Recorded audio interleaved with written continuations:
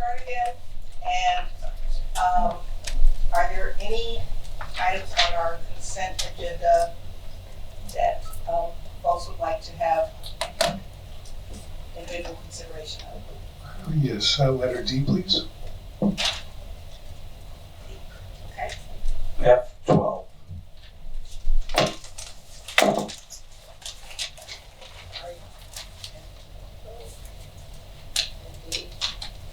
Okay, are there any others?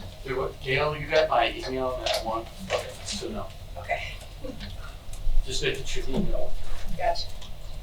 Okay, so I move to approve the following consent items. A, check disbursements and financial resolutions dated February 27, 2020. B, monthly treasurer's report. C, monthly financials. E, personnel recommendations including new hires, retirement, stipends, positions, and transfers.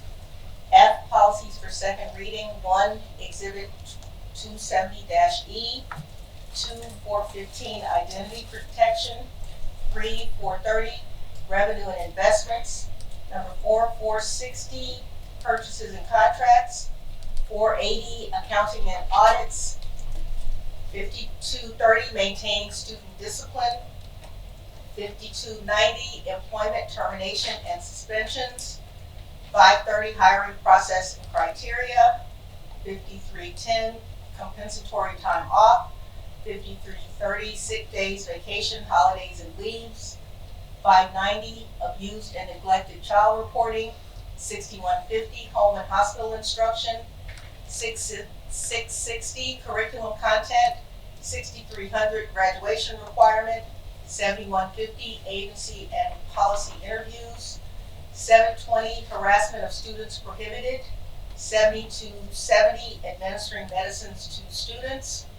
G, open and close minutes of January 23rd, February 11th, and February 18th, 2020, and a declaration that the closed session audio tapes of July 2018 shall be destroyed, and ask for a second. Second.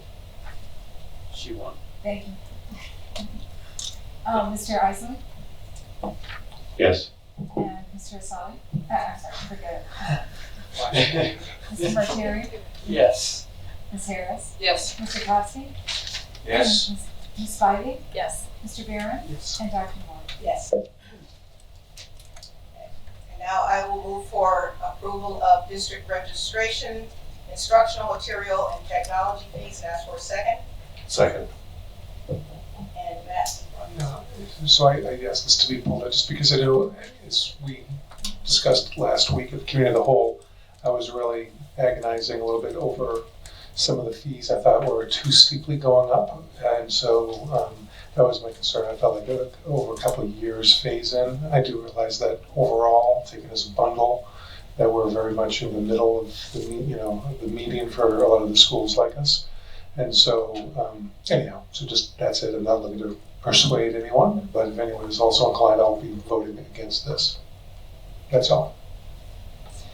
Just so I wasn't here for committee of the whole. I just want to compliment Cindy. I thought that this was really thorough and helpful and detailed information in terms of the breakdowns. It's a compliment. Yeah, it was a thank you. And I second that compliment as well. No, it was like super detailed. It was a compliment, I'm sorry. Compliment. We can do that too.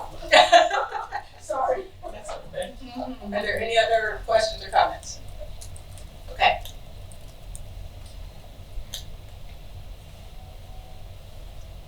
We're ready for the vote. Roll call, I guess. Yes. And so, Mr. Isley, Yes. I'm sorry, yes. Ms. Harris, Yes. Mr. Kowski, Yes. Ms. Spivey, Yes. Dr. Moore, Yes. Mr. Martieri, Yes. Mr. Barron. No. And I will move for approval of policy for second read.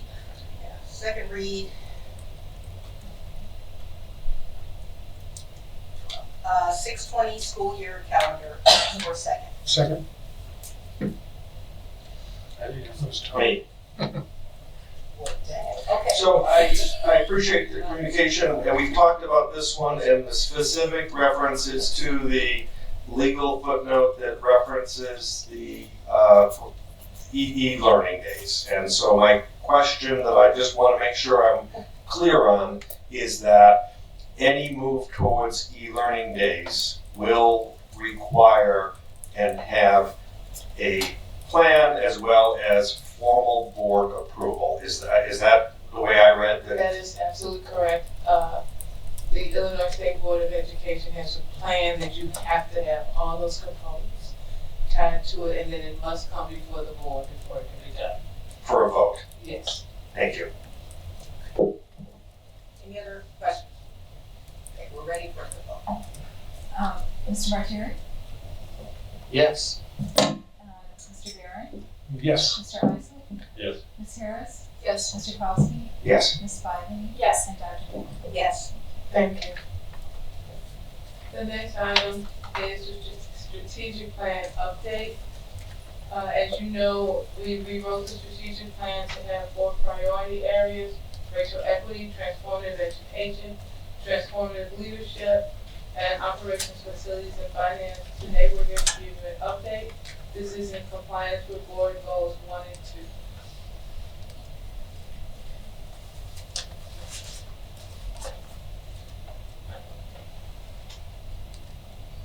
Well, as we all heard tonight, the strategic plan and all the work that we do is about our most valuable resource, and that's our students.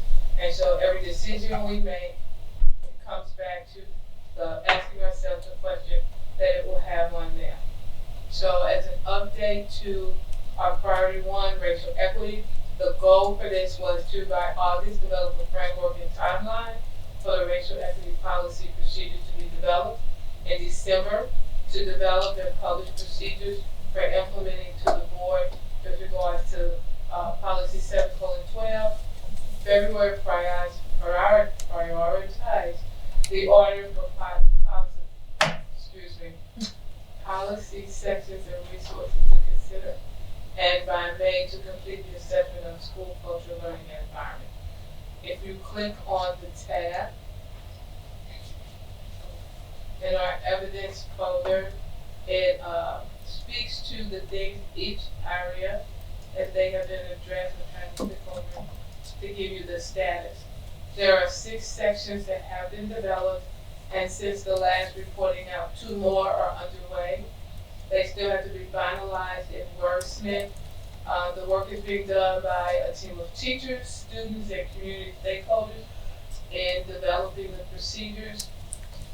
We are planning to bring them back to the board with regards to implementation at the May meeting, and we are in the process of flushing out the final aspects of it. And there's been a conference call with regards to doing an audit that will be continued as a part of our continued discussions with the Delta.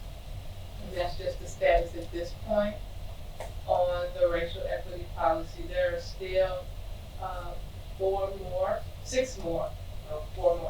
that have to be worked on and completed by the conclusion of the school year.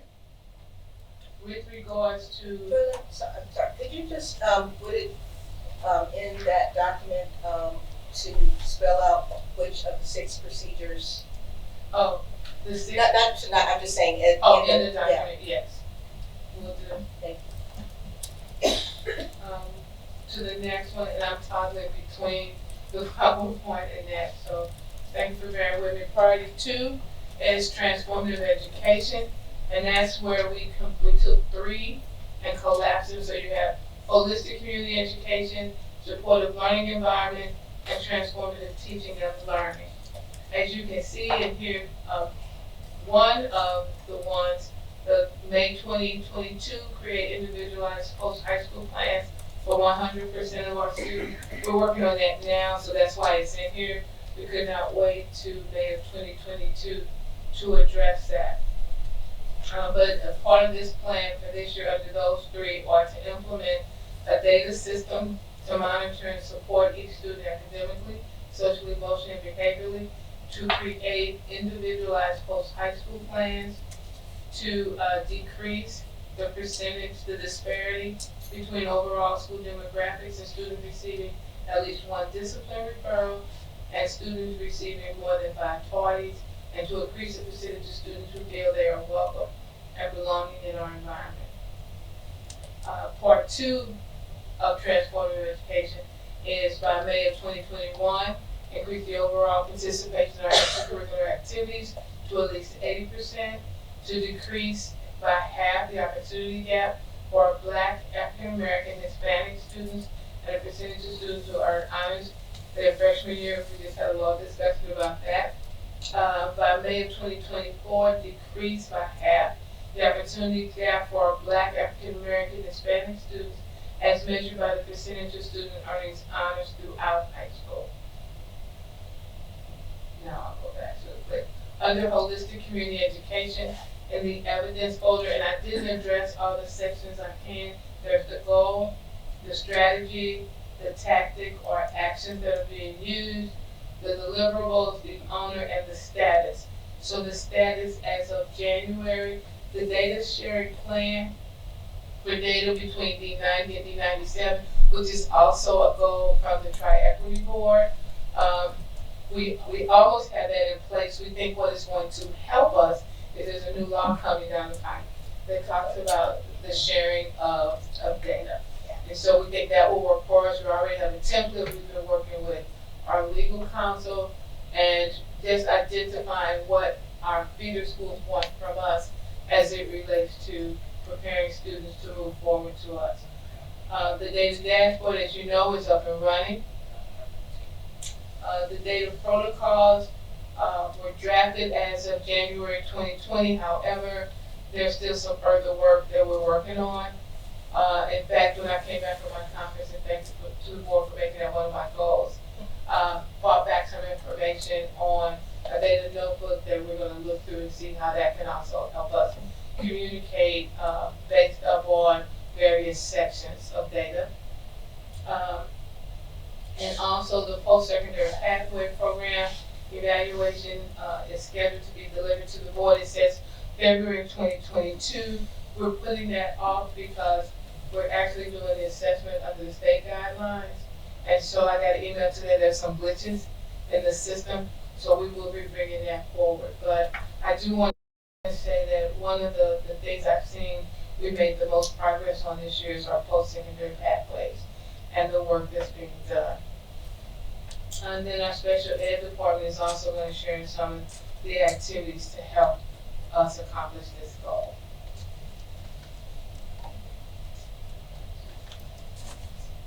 Under supportive learning environment, I think that was the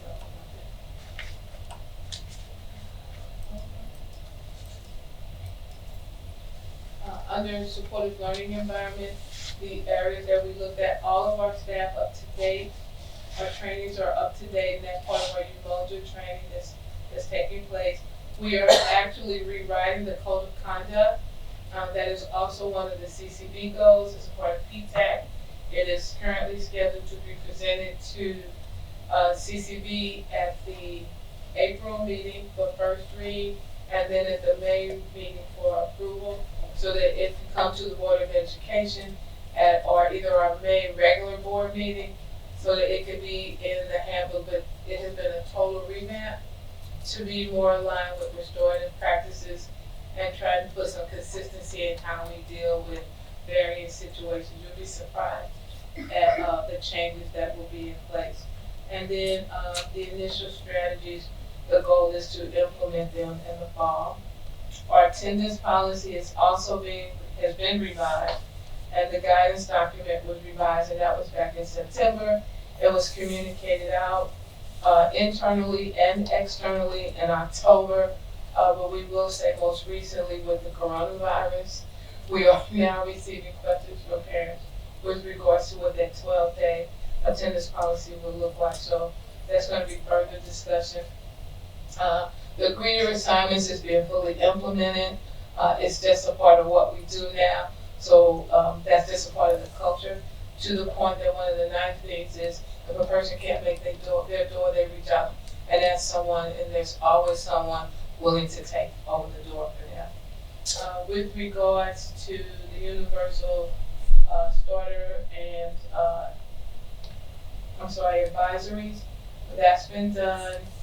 We're revising universal class starter activities that were not implemented that are planned for the fall of 2021 with regards to increasing more students and sports.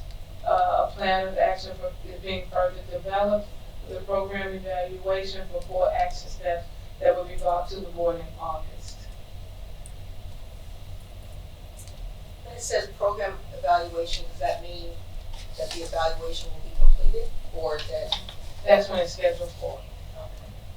We do the program evaluation biannually. So every other year we're bringing a program evaluation. And then with regards to, I can't see what's over there. We implemented second semester, the student curriculum was implemented in the second semester. Hold on, I need to go back because I'm not sure if I'm talking about the right thing. Oh, shoot. Sorry about that. Okay, so the pilot participation in the Special Olympics project, that was implemented, and then the sports needed for students with disabilities or being appropriately addressed, that has also been implemented, and that was implemented this year. As we go to transformative teaching and learning, you heard most of that this evening in the conversation. So I'll just give you the quick updates. The units of study are still being developed. Professional development plans, a comprehensive plan was actually presented today that covers all of next year with the focus that came out of teacher feedback, path to differentiation, cultural relevance, teaching and learning, and assessment. The enrollment data for 2021 is just now being measured, and we're going to bring that forward to the board in our March meeting. The detracking plan, as we've asked for an additional year, and we're going to work on a further to update the communication plan. And then another part of the professional development for next year, which has actually been postponed from this year, is the grading policy. We want to look at that as it relates to the new curriculum as well. Our third priority is transformative leadership, and the goals are by June 2020, improve the quality and accountability of employee evaluations by implementing an electronic evaluation system. By July of 2024, increase representation of our minority teachers to 35% of our overall faculty. And by June of 2024, increase representation of minority employees to 50% for all employees.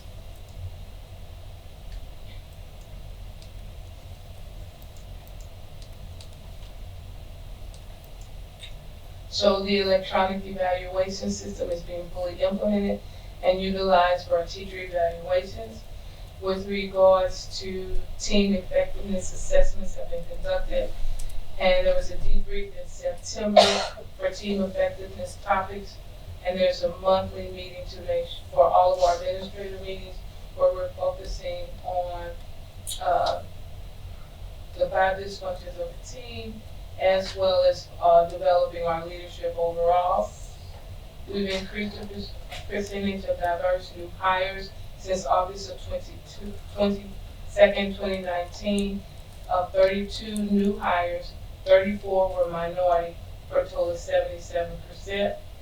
The recognition program, which we do now every month, has been implemented. We started that in November, recognizing teachers, employees, and volunteers in the month, and that's done regularly at this meeting. And then priority 4, operations, facilities, and finance. By December 2019, presented an update of the 5-year financial projections with annual updates to be given each December. By June of 2020, complete design of the Imagine Facilities Project 1. And by May of 2020, present to the board the preliminary balanced budget for fiscal year 2021.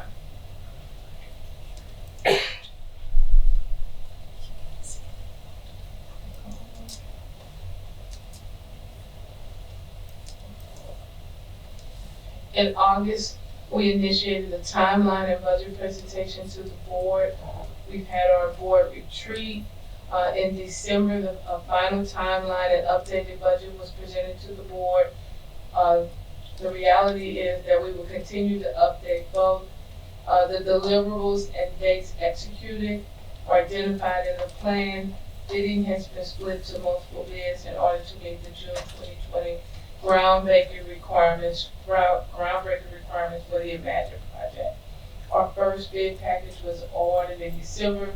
On Monday, we had our second open meeting for the community.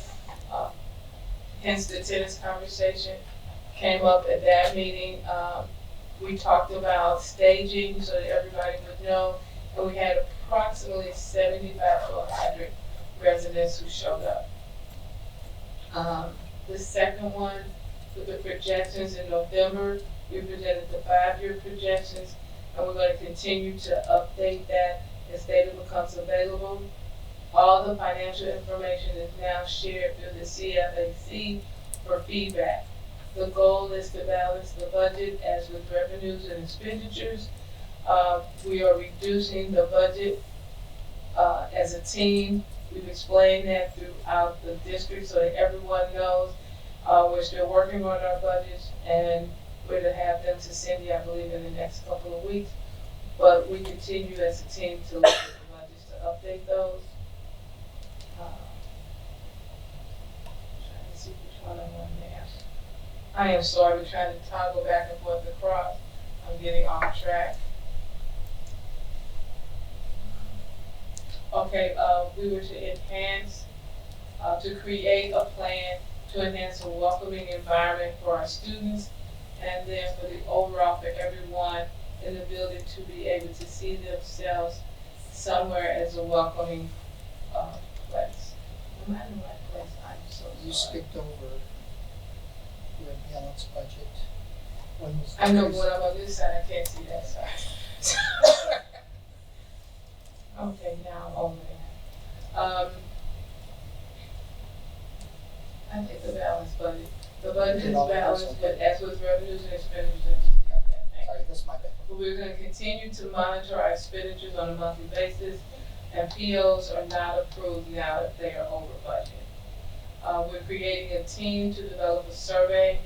That was done. We administered to survey the students. This is in terms of the welcoming community. We analyze those results and set for end of year targets, and we will administer an end of the year survey and analyze the results. Rather than create a different survey for the climate and culture, we will be doing that this spring. We know we said we do one in the fall and spring, but since we did the other survey, we're just going to do this one in the spring. And so that will bring those results forward at the onset of next year. We've met with ADA, that's the administrative team, to debrief last year's greeting protocols. As you heard me say, our greetings are up to date. The students are very receptive to that. And then with regards to Umoja, we've identified who's taking part in that training. That training is taking place on a regular basis. I think I'm talking about Umoja now. Our Assistant Director of Campus Safety will provide the training as it relates to that. She's also in school at Loyola going through their certification program. And we will be gathering content on the training protocol for our participation and share it with CCB. We've also shared it with our Student Leaders Advisory Council. And the Assistant Director, as I said, is currently enrolled in the Restorative Justice Certification Program at Loyola. And we're also providing training for all staff on the safety and security for positive student interactions. And that's in response to 3A and 3C. We're also developing a roster per ISB for guidelines. And there's for the threat assessment, because we have to have a threat assessment protocol. That is now completed. We're in the process of reviewing and updating the threat assessment protocol, and have scheduled regular meetings to review the various threat assessment topics that are in process. And I think that's it. We're open for questions, and members of the team are gonna answer their sections because they know it better than I do. Julie? Oh, CCB, I am so sorry. As you know, we've incorporated CCB within the context of the strategic plan, and CCB actually serves now as the accountability committee for the strategic plan. Welcoming environment is one of those that's part of the student voice with the student leaders group. That was a recommendation out of CCB, and I would say the students meet the second Monday of every month. They've discussed the topics of the cell phone policy, the racial equity policy and procedure, detracking, advisories, hiring practices, and so forth. They create the agenda, they chair the committee, and many of the people on the student leaders group are members of the CCB. They are cognizant. We're also doing the school-wide restorative justice practices, where we have a trainer model going on this year. We have the entire English division, deans, counselors and social workers, and members of safety and security who are part of that training. And the notion is that next year they push out, they're doing circles. We're recruiting and retaining diverse staff. I reported on that as a part of the strategic plan as well. Increasing access to the community, exposure to our programs. Everything we do, we try to include parent voice and student voice and communicate, and we heard that again tonight, that we need to rev that up a bit. We're promoting all of our extracurricular activities and participation, and we will be reporting out on that later this year. We're promoting the welcoming environment through our COW program as well, and then our research, we're really looking into, as we dive into the new district code of conduct, the causes for sorties, particularly with our Black and brown students. And once again, it's about our students at the core of all the decisions that we make. And now I'm going to turn it over for questions so that members of the team can have to answer some. Any other questions? If you could go back to the safety the part in the spreadsheet. Which one? You were talking about the assistant director. It was in that spreadsheet. Which The one? last section you went over. I think this is it. Yes. Yeah, the loyal, Yeah. I'm curious in here, where does student voice come into the director of campus safety area? Because we're hearing so many concerns about school resource officers, and so I'm curious, like, how are they being incorporated into the conversations around campus safety? Members of campus safety are also a part of the student leaders group. And so at the last meeting, we talked about, one of the topics that came up was the students who cut advisory. And so actually talked with them about how we can get students to, this is where the students talk to campus safety, about how we can get students more engaged in advisory, understanding the role that they have in advisory. There's a conversation tomorrow with the students who continuously skip advisory.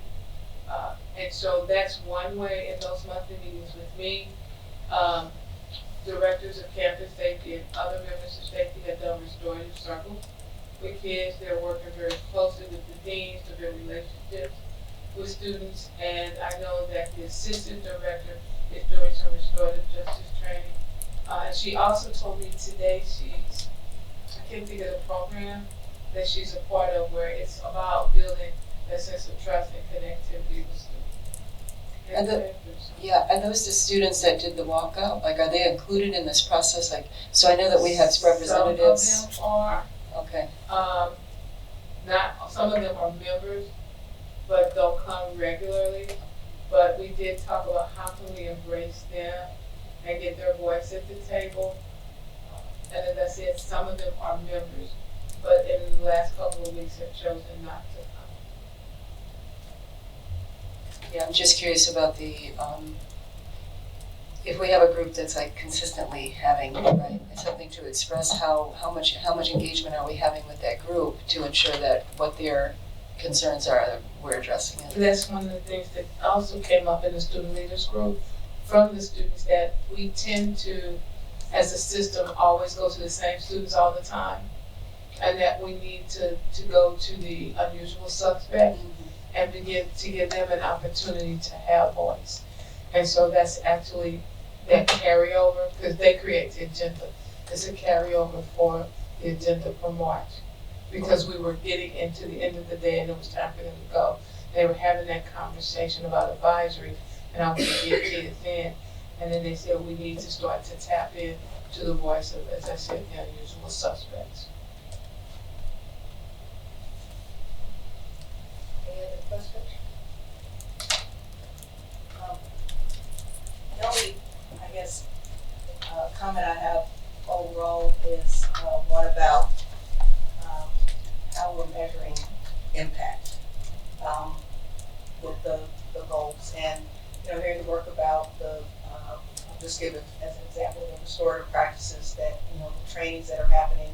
But I know a question that's come up repeatedly in CCB has to do with how are the students experiencing these changes and how are we measuring that. And I think, Jeannie, to your question about, student voice,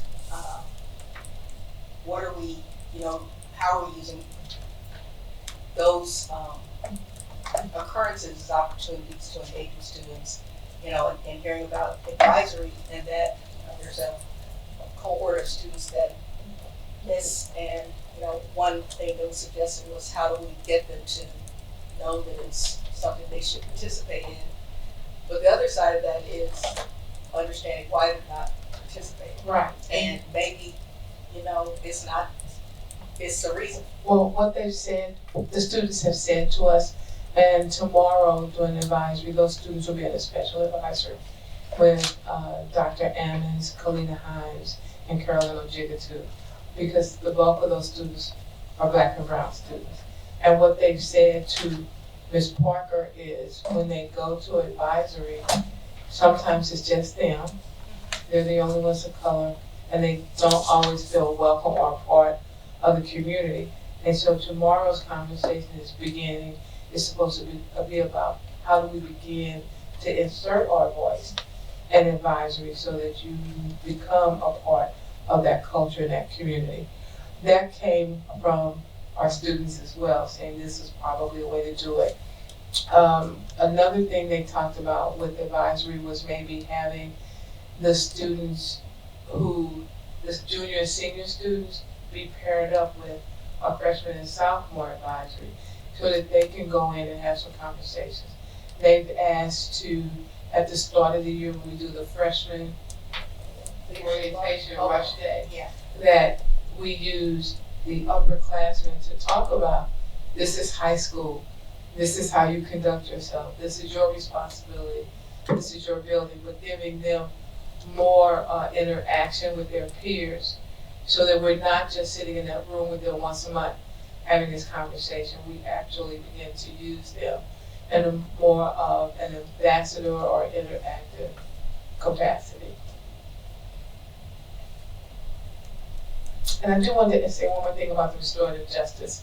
I'm not going to say it's consistent, but one of the things we've started when students have gone through a restorative circle, meeting with them again to see what they felt, if they felt that their voice was heard as the person that was impacted by the harm, and then having a conversation with the person who did the harm to see if they have their sort of remorse or if they've changed their behavior.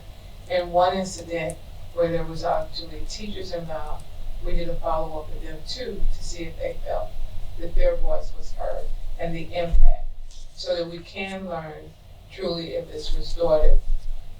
We are finding in some instances that to immediately go to restoration, that some of the victims aren't ready, and so we try to be patient with that and then come back and do. The other thing that our student leaders said is they want to be trained to do circles, because there are times when they don't want to have the conversation with an adult in the room, They want to be in a room where they feel comfortable with their peers leading that discussion, so they've also said that to us. Does emotion have a peer mediation component? Because restorative practices does have a peer mediation component, so I'm curious if that's part of what they're. I would have to find out Okay. if they do, but that is something that our students have said that they want. I'm not gonna belabor, but, in hearing more, and this could be under future agenda, I actually already written it down about getting an update on, advisories.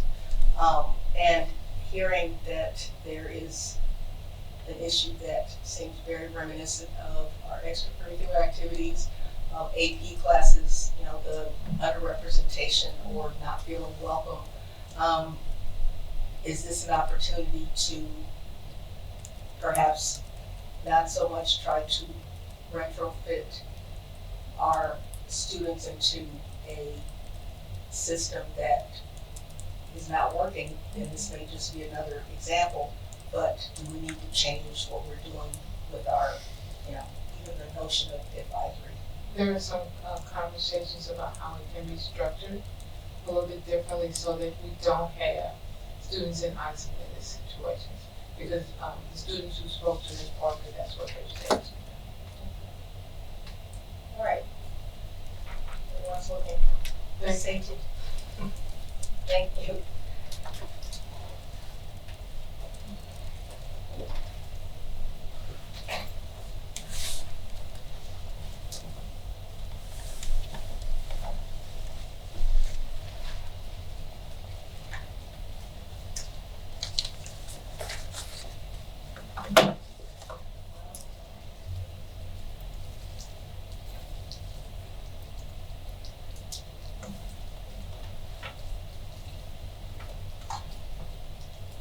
So the next item is the Title IX change discussion.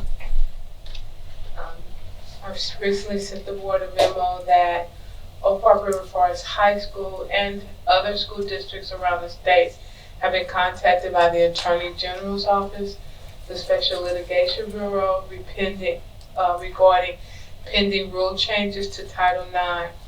It is anticipated that a decision will be made in the next couple of weeks regarding Title IX. At that point, the lead states, New Jersey and Pennsylvania, have indicated they will file a potential lawsuit to stop some of the changes that are being made. What we're being asked by the Attorney General's Office, schools were supposedly picked randomly, but they sent us, supposedly, they sent us a list of questions that they will ask. Schools will not be named in the lawsuit should they go in that direction, but they will use the information garnered from school systems to do their support. They've asked that if school districts choose to participate, that we do a resolution only filling in those components of the resolution that are pertinent to us. They're not asking for names, but they're asking for policies and numbers and things like that. I do have the questions, but the questions are marked confidential. And so therefore I can't share them at this time, but we are not obligated to do anything, and our district would never be named.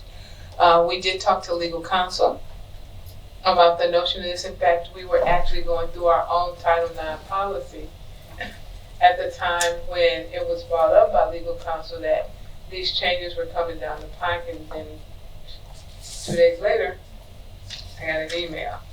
But Ms. Cameronton and I did a conference call with the individual at the Attorney General's office, who is also willing to talk to our legal counsel just about the type of data that they're collecting.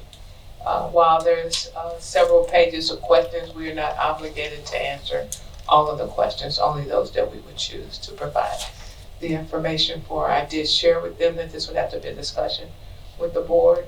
I sent the board the summary that we received from one of our legal providers. So there's no action required? Not at this point in time. It's a discussion. I'm supposed to hear your questions and concerns, and then I will go back to our legal counsel who will follow up with the Attorney General's office and answer those questions, and then I will come back to the board for And a just, decision. I'm sorry, just, so what, is there a deadline as to when you have to? I asked about the deadline. We were not given a specific deadline, because I asked that question, so when do you need to know? He said, whenever you can tell me. But they plan on the first article, the first article was published in November of 2018.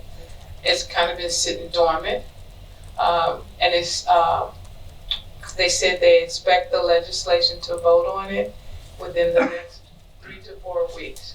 At that time, it will be determined if they move forward with a lawsuit. The leading states are New Jersey and Pennsylvania.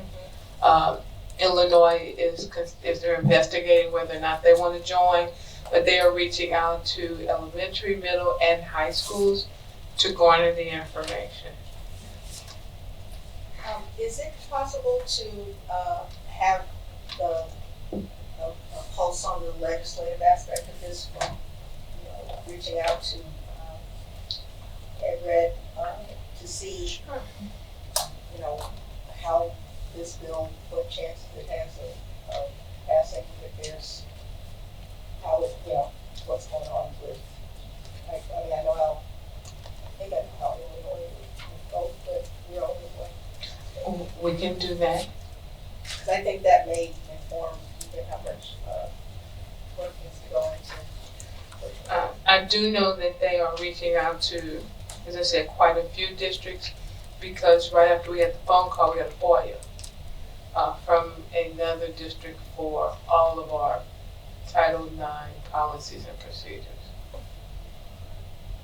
So I will follow up. Yeah, and so I was actually just gonna ask more of an administrative and capacity issue. So how onerous are these questions to answer? How much time would that divert you away from doing, your day-to-day job? Is it worthwhile from your evaluation for you to get involved in this, or some other members of your staff? The questions, it would actually be, we have 2 people identified as Title IX investigators.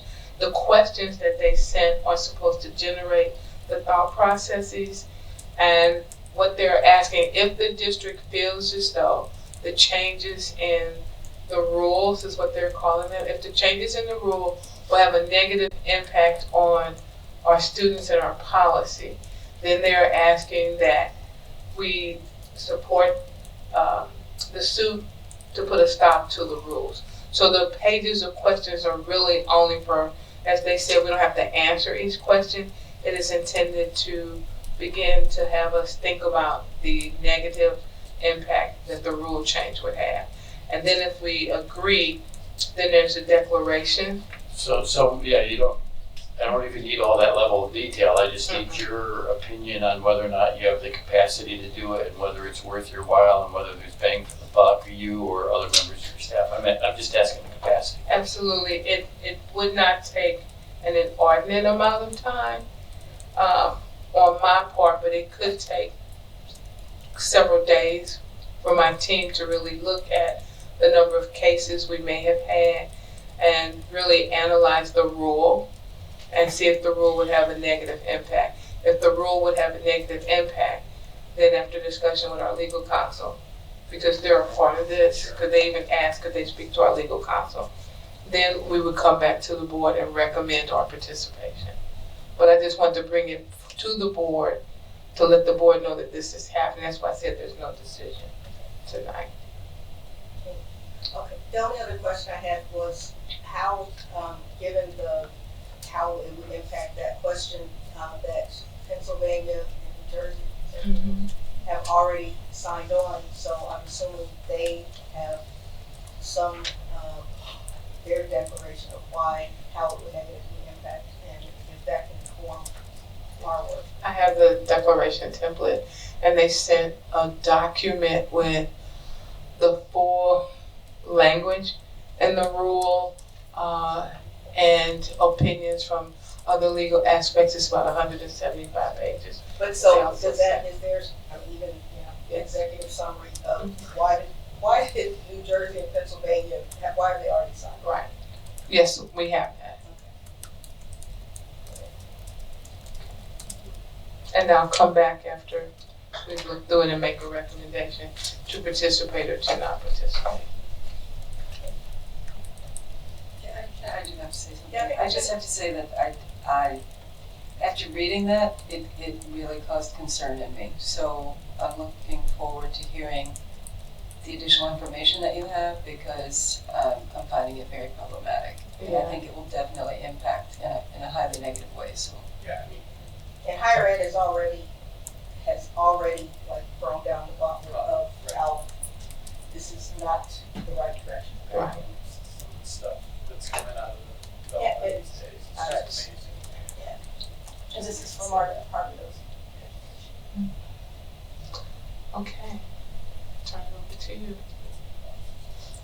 Okay, we're at a few, well, we have our information items for your enjoyment and approval. Future agenda.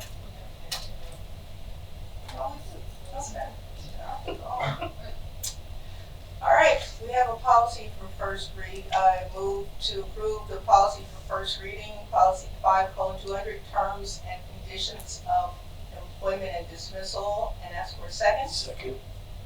Any questions?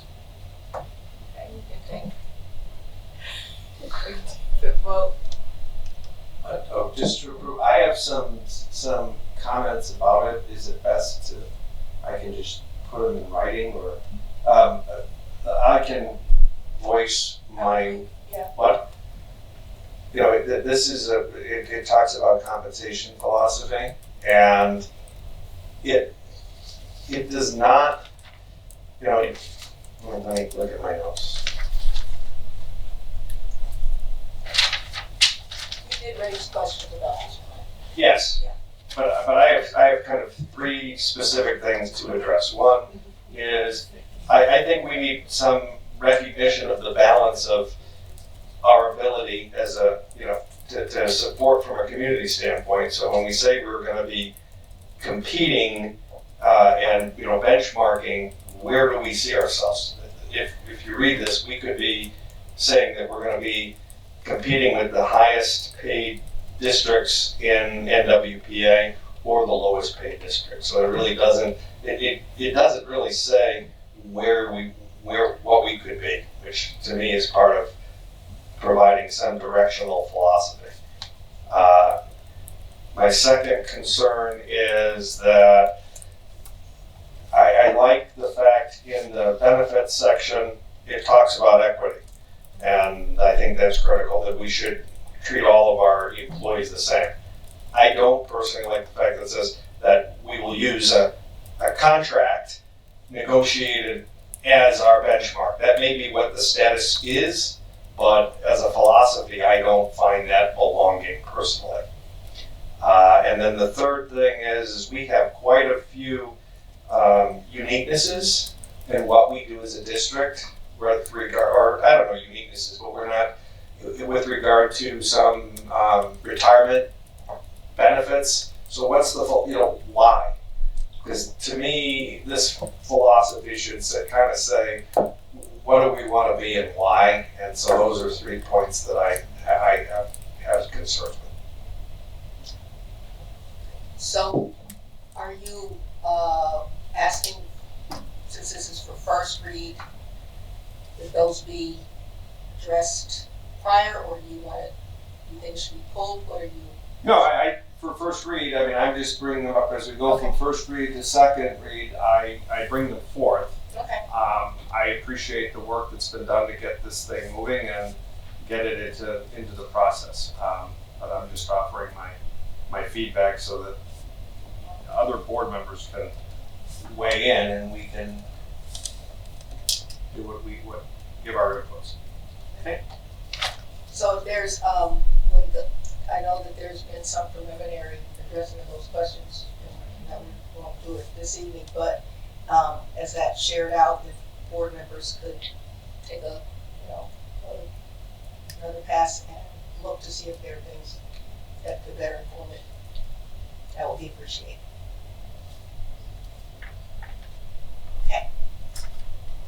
Mr. Martyri? Yes. Ms. Harris? Yes. Mr. Kopsky? Yes. Ms. Spivey? Yes. Mr. Barron? Yes. Mr. Eisner? Yes. And Dr. Moore? Yes. I will move to approve the settlement agreement for specialized instruction facility. Oh, oh yeah, okay, never mind, we're done. Would anyone else like to? Is it adjourned? No, we're not adjourned. So moved. So the town hall that we have not been able to have 6 people be able to have a date. Be really good if we could stick with that board goal. So I'm going to throw out that if people would be willing to consider a weekend day, or if you have enough notice, I mean, however we need to do this, and that we start generating the topics. And one that I would like to throw out has to do with some of the things that we heard this evening about, community safety and the school safety. And earlier this week, Joylyn and I met with village manager, the mayor and chief of police, and then District 97 superintendent and board president were on the phone. And one of the things that came out was that I suggested, after listening to the different perspectives, is that each of us being able to inform the other's process, but also allowing the community an opportunity to talk about these issues in a more cohesive fashion, as opposed to the piecemeal way of going to the village, making public comment, coming here, or having students walk from here to Village Hall. How do we have a community conversation that, in the same way we've had the tri-equity board meetings, that perhaps we can do that. So I would like us to consider that because I think that there are perspectives that we're missing, and it goes to your point, Gina. It would be, I think, helpful for folks to feel that they can do more to make public comment, and for us to learn from each other as well.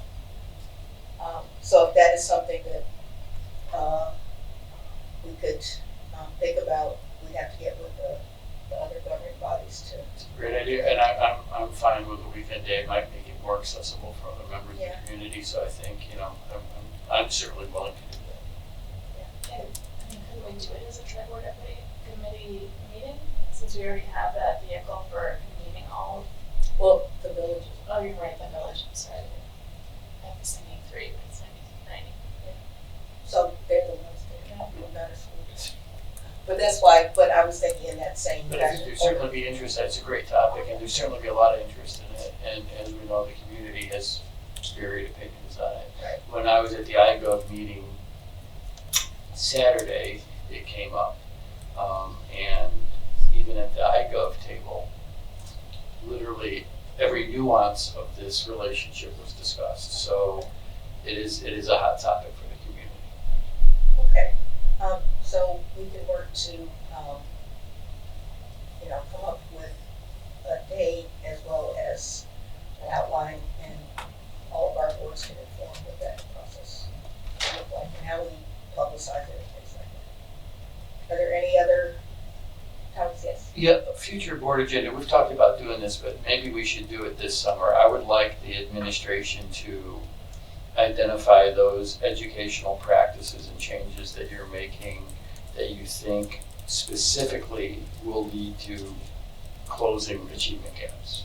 And then this summer, I'd like to set those final measure outcomes based on the input from the administration on which practices we should be looking at to generate those outcomes, and just come up with some of those deadlines. We've talked about doing that, Right. but I think this summer we ought to do it. Right.